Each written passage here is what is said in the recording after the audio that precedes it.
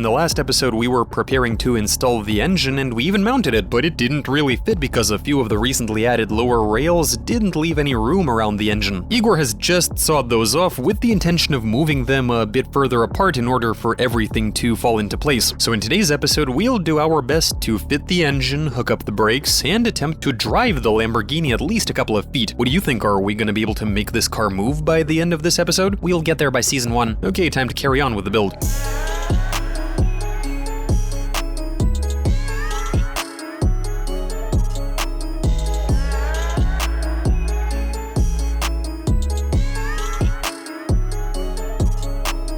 Now comes the most interesting part. It's important to note that Igor was guesstimating when revamping those rear frame rails. Now that he's done, we'll try to mount the engine again, and hopefully this time we get lucky. Usually guesstimating gets you the best result.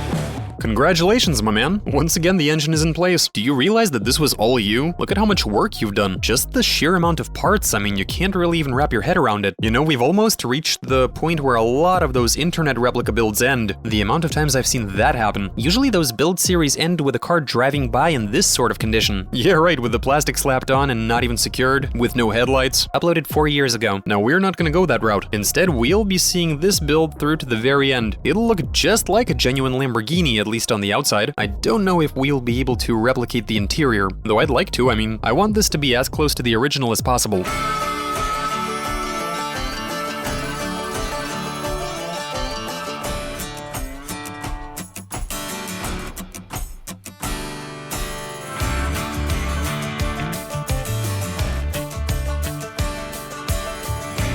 Okay, we now have a gearbox, steering, some wheels, an engine. This is starting to look like an actual car. That's gonna shut everybody up. All of those people who were like, how are you going to relocate the gearbox? But it turned out to be pretty straightforward. It took Igor no more than 15 minutes to get it done. It was just a matter of laying down 3 welds to tie everything in. The gearbox works just like it did when it was mounted up front in that Nissan. Here you've got first gear, that's second, third, fourth, fifth, and reverse, which goes in with a nice click. As soon as we connect everything via ball joints, which is the proper way to do this, work on a few things back there, the shifter action will become perfect. You legitimately spent 15 minutes on it. The moment we came in to do some filming, Igor went straight to work and made... This is a temporary solution though. This setup works and that's all that matters. Right, so we figured out the gearbox, I guess it's time to work on something else. I think we should do the pedals. You want to work on the pedals? Yep. Okay, let's work on the pedals. I really hope that you're not gonna bail out.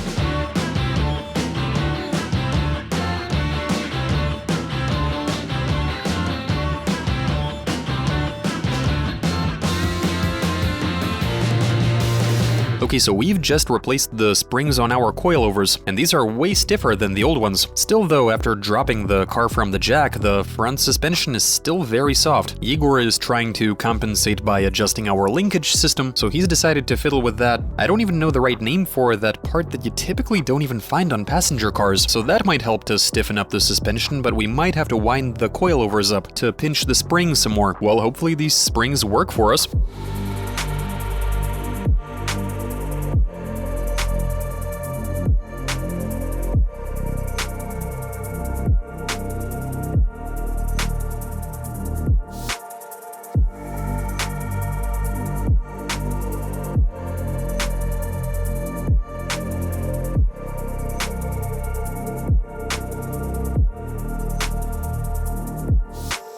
Okay, so for you that was about 20 to 30 seconds of video runtime, but on our end it has been 24 hours. Wait, actually 48 hours. We are nearing the end of another day of filming, and the Lambo has undergone a few important changes. We've mounted the pedals and we've polished the gear shift mechanism. Before we had that weird stick that wasn't even properly held in, but now Igor has made a proper racing shifter with ball connections. Wouldn't it be awesome to get the cover in here just to see what everything looks like? Also, thanks to our favorite ball joint setup, we have the capability of moving the the shifter fore and aft if we want to. As for the pedals, well, the clutch in this position is already a significantly shortened variant. And it's still too long, see? My foot gets stuck in there. Now, why didn't you mount the gas pedal? Didn't have the time? You see, the problem is that the gas pedal is supposed to pull on a cable that was originally routed to the front end, right? But now the engine is in the back. I'm thinking about making a link that would allow it to go through the transmission tunnel. Straight away, there are a bunch of problems with the gas pedal. The brake pedal is going to be connected to a booster, the master brake cylinder and all of that. Is that going to be mounted up front? Or in the back connected to the pedal via some sort of system? So for example, if we take this clutch master cylinder and attach it somewhere here, well, first of all, it'd be buried somewhere in the suspension and beneath the windshield. Ideally, it should be placed somewhere further away with access through this front cover. It's pretty amazing how much thought Igor is putting into this. Even at this stage, he's already considering ease of repair and replacing parts in the future, that sort of stuff. Now, I recently stumbled upon a video where some guys were putting together a so-called Lambo, and the comments all said something like, "You're actually making something decent, unlike Strekalovsky and Yegor." When I was reading through the comments, I saw the owner of that channel replying to the effect of, "I'm glad you appreciate that we're making a car while theirs is a piece of shit."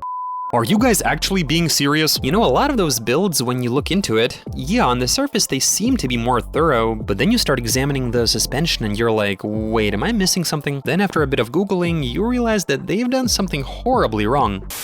We can discuss other Lamborghini replicas forever, compare them to what we're building. The only thing I have to say is that our car is not for show. We're doing a proper build and we're actually putting in a lot of effort. Igor has tons of experience with this, he's thinking everything through, and it's turning out to be quite nice. What are you thinking about right now? I'd imagine you've got multiple trains of thought happening. There's a lot going on in your head. I think we should finish with the controls and then start contemplating the fuel tank, mounting solutions for the battery and radiator, and then we can go for a spin. Hopefully that happens by the end of this episode. I've already bought some seats. Okay, let's continue assembly, and hopefully the car drives out from the garage in this episode.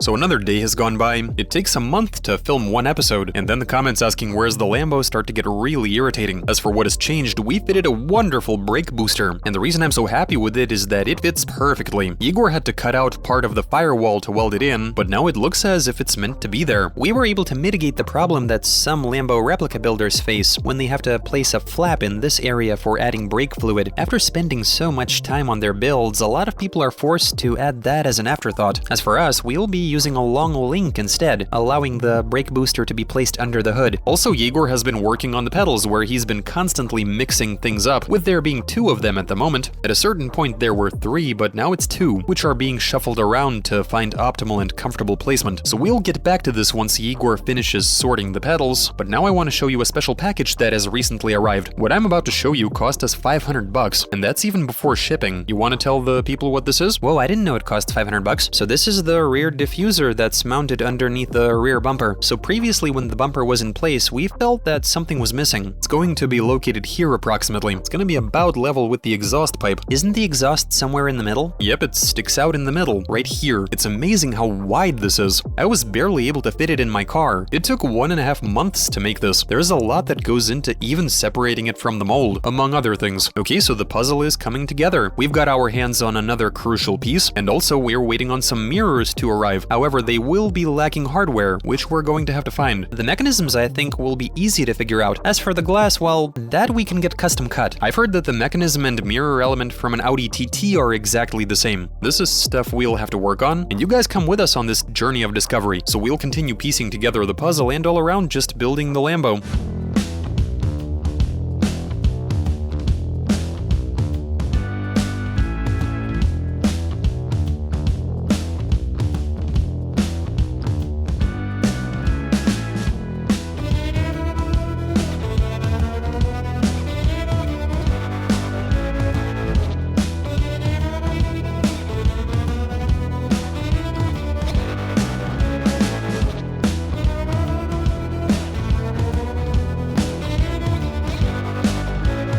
my dear friends, we have made some very serious progress. Climbing in is already starting to get inconvenient. So Yegor has made some massive strides. Problem is, it might not really come through on camera. I don't think people are gonna notice. But from an engineering perspective, it is very significant. One small step for Yegor, one giant leap for the Lamborghini build. That has done nothing for mankind. So we've got 3 pedals, all 3 of them work. The gas pedal is pulling on the throttle cable, which is routed into the engine bay. It's connected to the throttle body, which is somewhere behind me. Then we have the brake pedal, which returns into place after you push it. It activates the brake master cylinder, as you can see. And right above that, you have another smaller cylinder, which is for the clutch. And so when I press the pedal, it works just like it's supposed to, even though the system isn't hermetically sealed and there's no liquid inside it yet. But am I correct to say that it works? Now let's take a closer look at the throttle cable. Here you've got a slot that allows you to remove it, perhaps to make a few adjustments or to replace it altogether, I don't know. The point is to make the process all the more convenient. We've got plenty of adjustability in all of the systems. Yeah, if something's really loose, we could just label it as adjustability. Now we just need to extend the axle shafts, and with that we'll have the complete underpinnings. But before we head out, we need to completely dismantle the Lamborghini and treat it with some primer in order to prevent the metal from corroding. Well, yeah, we are going to take it through some puddles and nasty potholes for testing purposes. And after testing, we do some fine-tuning and commence final assembly.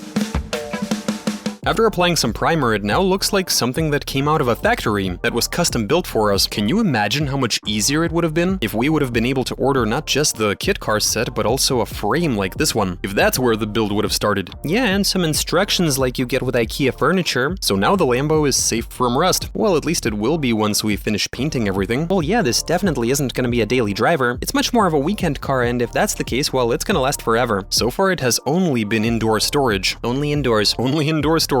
Also, Yegor has been working on the suspension arms. One of them has already cooled off after some welding, and so we can show it to you. I remember somebody complaining that the suspension arms are weak, that they'll break. He's referring to me, I was the one complaining. Oh, everybody was bitching and moaning. All I did was dummy them up to figure out the suspension geometry, so they were temporary anyway. We also went out and bought some big sheets of aluminum. They're sitting there ready for us to begin putting together a floor. You know, as soon as we brought them over, I already wanted to start working on the floor. Then I realized that we don't have a seat, meaning we don't have the mounting points for it, and that in turn means that we don't know where it needs to be reinforced in order to secure it. Well, the seat has arrived. We'll have picked it up already once we begin filming the next episode. In the meantime, we'll assemble the suspension, install the engine, the seat, piece together the floor, and get ready for some testing. I mean, we did make some serious strides towards getting this thing out of here, right? And I think we can make the car drivable by next episode. But for now, that'll be all. Big thanks for tuning in, and hopefully you enjoyed watching this episode. See you soon.